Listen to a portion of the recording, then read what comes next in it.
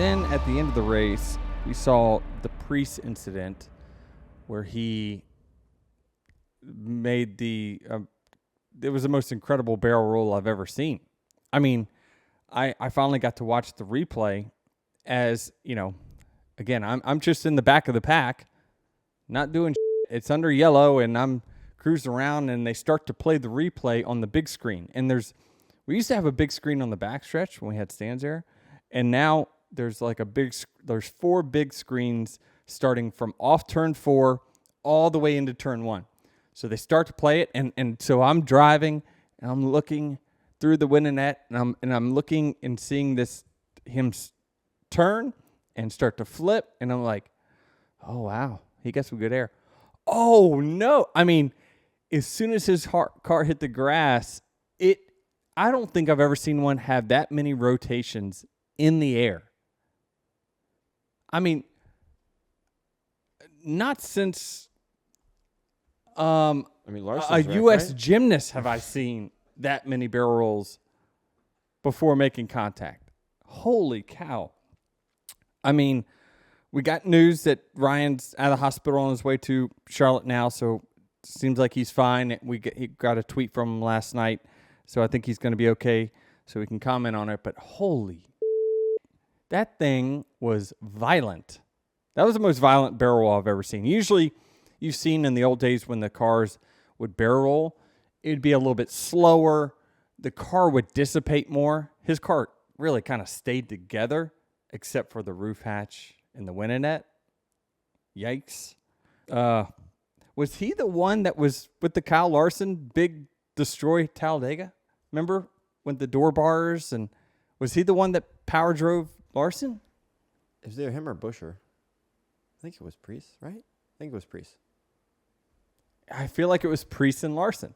So Preece is essentially our crash test dummy for the NextGen. Yeah, it was Preece. Yeah. Oh man. Yep. Man, whew. So he's taking 2 good licks this year. That was just an incredible visual wreck. I'm sure. I don't know. It's hard for me to put myself in that position to feel what he felt, and I was looking to see he was very lucky to not, when he hit the ground each time that it would. So he would hit. The car grabbed, went up, started twisting. Well, then when it comes back down, you don't want it to land flat on anything.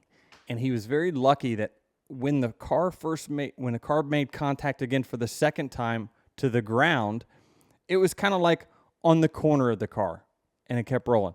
And then it twisted more. The next contact, again, kind of on the side of the car. So he never really had, and I don't want to downplay this, he never had one where, bam, it lands flat on the base of the wheels.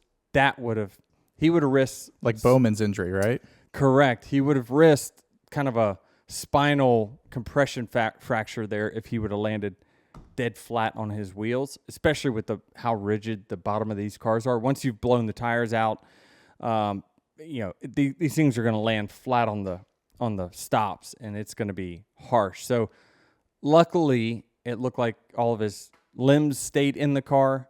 Nothing big came in the car, even though he was very, very exposed. We have to figure that one out. But man, this was a incredible wreck that NASCAR surely is going to diagnose in the R&D center to figure out what we can do better. I'm curious, we see in wrecks like Blaney's, which I guess we'll get to shortly here, is that you hit the wall, your body goes forward, right? Does your body move up and down in the car at all? Because he didn't land flat on his wheels, but he did land pretty flat on the roof. So, is there any movement where, your head could hit the ceiling? Yeah, but let's just say you land on your roof, right? There's enough stretch in your belt that, everyone's pulled tight. Right. But it's not a limiting factor. You still have some compression to go up, right? You have a way to go up. Is there ever any worry that if you were to land flush on your roof, that your head is hitting the top of whatever? In this case, Yeah. I mean, the halo bar where the winning is, for some odd reason, was designed. It's closer to the driver's head than what our previous car was. It's more sturdy, but it's without a doubt it's closer to our head. You can't argue that fact. I don't know how that bar responded to this wreck. I need to look at more pictures of it, and I'm sure we'll get to see that. But yeah, there's a concern. Absolutely. Your head, I know when I put on my helmet, I have to be very careful not to unlatch the roof hatch. So it's close. I did it during the test at Charlotte, one of the very first NextGen tests. I put my helmet on, and so I leave my helmet and my Hans connected together. I don't put them on separately. Yep. I put the Hans over the back of my neck, and when I did that, it unlatched the hatch, and the hatch blew off the first lap of testing. So I noticed, I was like, man, it's sunny in here. Like I had a moonroof. It came right out. It was, I mean, let me tell you, that hatch is not, does that mean it is not rigid. Does that mean there's a chance that on this first, I'm watching the crash back on Twitter, that on this first impact when he lands on the roof, that he does unhook it, and that's why it flies off?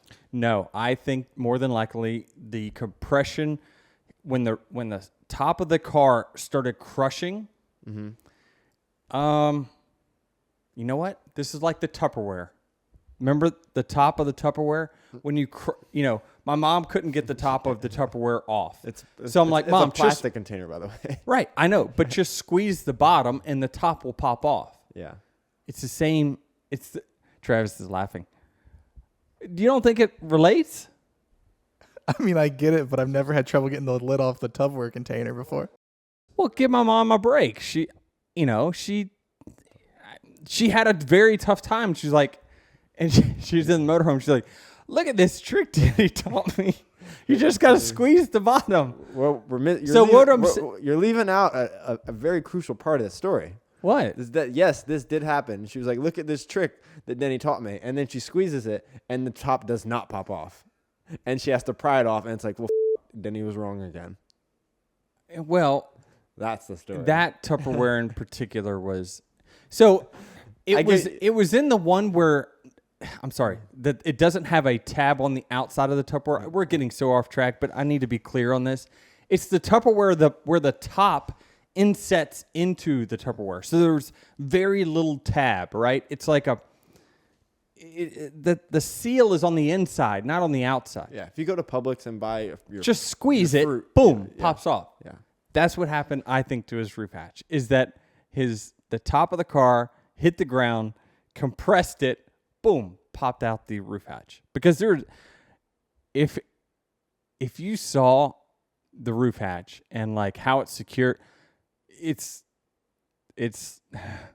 mean, we're going to add another 100 pounds to this car. This thing's going to weigh 4,000 pounds before you know it, with all this bars and we're going to add. I guarantee the roof hatch is going to be all metal now instead of aluminum. Like, this thing's going to weigh just so much. It's ridiculous. We got to have a NextGen 2.0 soon.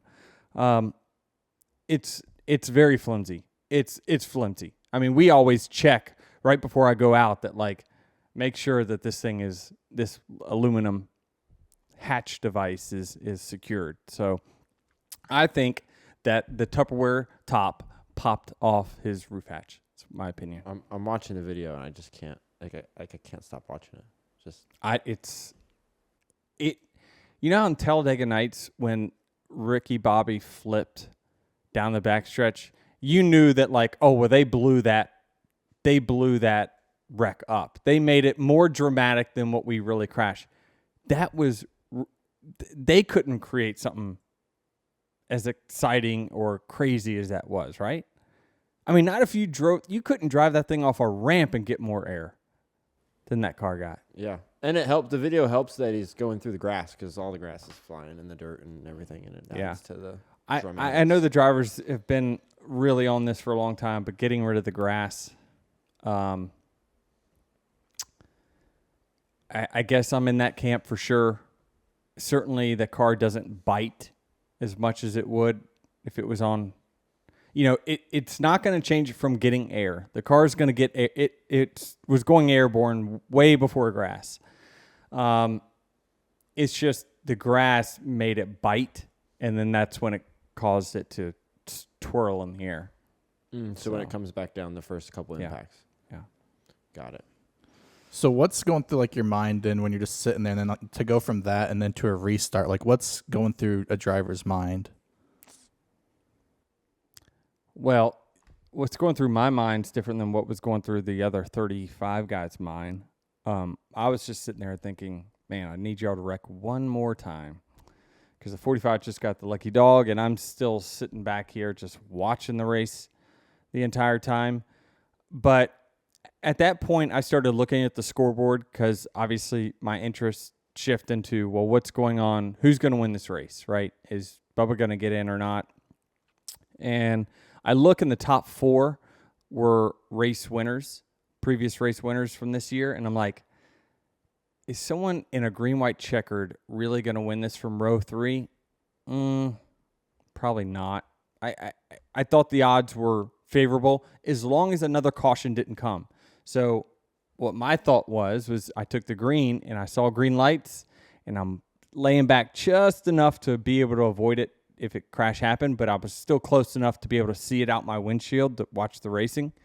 And I'm just thinking, stay green, stay green. Like once it got to the white, especially, and I knew my race was over and I wasn't going to get back on the lead lap, I'm thinking just stay green and 6, push that 17 as much as you can. So, but for the competition, they put it out of their mind pretty quick. Honestly, there's not really much. They're just thinking, how are they going to improve their position or give themselves a shot to win? While we're on the accident topic, let's go back to that first one real quick, the one that caused the red flag, right? The one you were in, that you were close to getting through. I know you saw the replay. What did you make of that? On how it happened, and then the accident itself. Like Blaney's impact is pretty incredible. Yeah, I didn't see. Did Seabell make contact with Ty, or did he just get loose? No, he was pushing in the corner. Just can't push in the corner. I mean, I think we all should know by now, you can't push in the corner with these cars. It's just, the track is just too slick. Especially turn 4 is by far the slickest corner that we have at Daytona. I don't know why. Maybe the corner's slightly tighter than what it is off 2. I'm not sure. But turn 4 has always been the slickest corner that we've got on super speedways, and you can't push. You just cannot push as long as you're in a corner. I think if the track was 40 degrees cooler, maybe we get away with it, but the teams just have made the cars, they've got less downforce and less drag than they've had when we first came out with this car. So they're just on edge more. We're putting them on the edge more with our setups and stuff like that. So, I mean, I get it. They were pushing, trying to come to the line, but it's just a stage. Like, it's not the end of the world.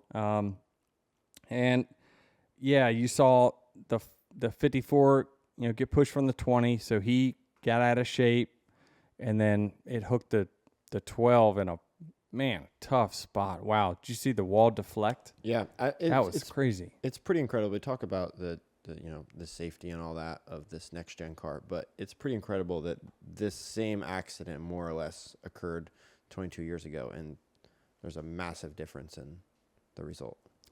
Yeah, it is. It's hard to, equate. Are the impacts the same? Is one more than the other? Certainly, the safety innovations that come up with, the Hans being the number one thing. I mean, I don't know if the Hans are the safer barriers. I would say probably the Hans, but it's close.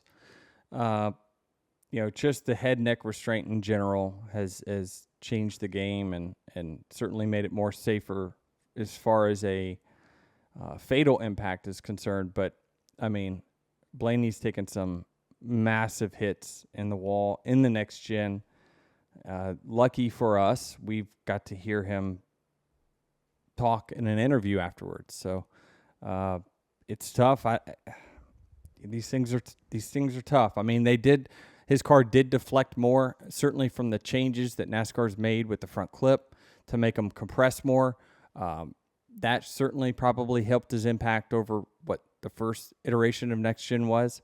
So it's getting better, but yeah, that's one of those worst case scenario type things where you're driving in a corner and you get sent the other way. It's a bad one. It's also one of those wrecks we've talked about on the show a handful of times, that these wrecks are more and more coming from the front of the field. Yep. Yeah, it's just Blaney was leading the race. Yeah, I mean, I know for a really long time, the worst statistical place to be in the field was 7th to 8th. That typically was the first part of the wreck would get started. And as we've gone to this 2x2 type of racing with NextGen, the number is like 2 and 3. It's at the front. So there is no place to hide anymore except for the very back. But if you're in the very back, you lose track position, and unless the field clears itself out, you're not going to win. And when I decided to bail, it was because I assumed the field would clear itself out to be, 10 runnable cars. That's, been pretty typical at that track in the summer race. So if it's 10 cars, then I can kind of weave my way through there and have a shot to win. But I wanted to not be part of the 26 that got in a wreck, but we never saw that extra big one that we had except for stage 1 or stage 2. Do you ever see these wrecks and the impacts and think, man, what am I doing? Why am I out here? Sure. Sometimes. I mean, Charlotte really did it for me. That was the toughest one that I had in NextGen, probably ever. That one rung my bell quite a bit. I was really sore for a full week. I still have some lingering effects from that in my foot.